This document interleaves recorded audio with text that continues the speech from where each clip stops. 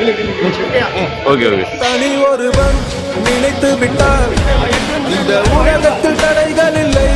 தனி ஒருவன் நினைத்து விட்டார் இந்த உலகமே தடையும் இல்லை. அவர் நினைத்தாலும் அதை தடுப்பேன் நான். ரொம்ப சிம்பிளா நடிகர் ஜெயம் ரவி கோவிலுக்கு வந்து சாமி தரிசனம் பண்ணியிருக்காரு.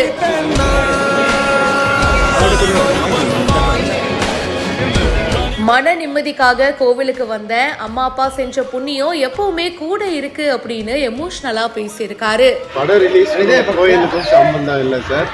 மன நிம்மதிக்காக தான் கோயிலுக்கு வர்றது. அது எப்போ வேணால் வரலாம். அது மன நிம்மதி வந்துட்டு அது எனக்கு எப்போவுமே இருக்கும். அது அப்பா அம்மா புண்ணியம் எல்லாமே இருக்குது. அதுக்காக ஒரு தேங்க்யூ தான். இது வேற ஒன்றும் இல்லை.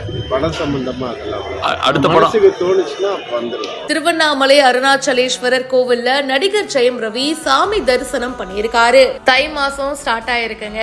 திருவண்ணாமலையில இருக்கிற அருணாச்சலேஸ்வரர் கோவிலுக்கு இப்போ நடிகர் ஜெயம் ரவி வந்து பயபக்தியோட சாமி தரிசனம் பண்ணியிருக்காரு. அது மட்டும் இல்லாம கோவில் நிர்வாகம் சார்பில் பிரசாதமும் கொடுக்கப்பட்டுச்சு. ஜெயம் ரவிய பார்த்ததும் கோவில்ல இருந்த சின்ன பசங்கள்ல இருந்து பெரியவங்க வரைக்கும் நிறைய பேரு அவரு கூட போட்டோஸ் எடுத்துக்கிட்டாங்க.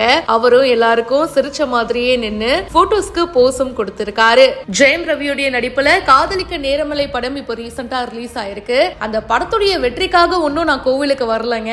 அதுக்கும் இதுக்கும் சுத்தமா சம்பந்தமே கிடையாது. எனக்கு ஒரு மன நிம்மதி வேணும், அதனால நான் கோவிலுக்கு வந்தேன். சோ அதுக்காக எப்ப வேணாலும் கோவிலுக்கு வரலாம் இல்லையா? அம்மா அப்பா செஞ்ச புண்ணியமும் எப்பவுமே கூட இருக்கு அப்படின்னு ரொம்ப எமோஷனலா பேசியிருக்காரு. இதை பத்தி உங்களுடைய கருத்துக்களை சொல்லுங்க. மேலும் பல இன்ட்ரெஸ்டிங்கான விஷயங்கள் பிஹைண்ட் வந்துட்டே இருக்கு. இப்பவே ஃபாலோ பண்ணுங்க.